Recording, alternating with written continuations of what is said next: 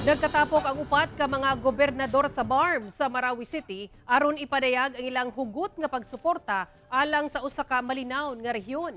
Ang detalye sa report ni James Paulo Yap. Mitambong sa usa ka assembly ang upat ka mga gobernador sa rehiyon sa Bangsamoro Region nga sila Sulu Governor Abu Sakurtan, Maguindanao del Sur Governor Baim Miriam Sangki Mangudadato, Tawi-Tawi Governor Ismael Sali ug Lanao del Sur Governor Mamintal Adyong Jr. aron ipadayag sa publiko ang ilang kalihukan nga iduso ang kahusay ug kalinaw sa Bangsamoro Region.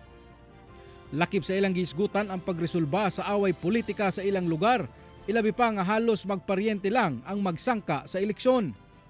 Sumala ni Lanao del Sur Vice Governor Muhammad Khalid Adyong nga napamatud-an na kini sa ilang probinsya, dihang gitigom niini ang magkontrapartido sa ilang probinsya aron magkahiusa. Yung sinasabi na magkakatunggali before is nagsama-sama. Yun ho, yung pinaka-essence o yun yung sadya natin na pagkaisahin lahat. Hindi lang ho yung magkakatunggali, kundi yung buong Bangsamoro. Subay kuno sa mga panawagan, nagkahiusa kuno ang mga dagkong regional political party sa rehiyon sa BARMM.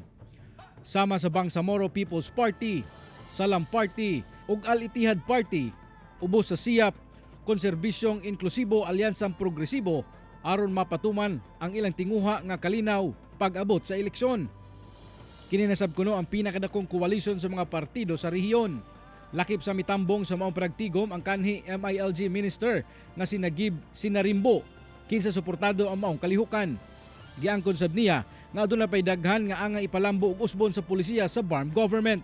Given na mag-originate yung mga parties from the different provinces, yung chances of the regional government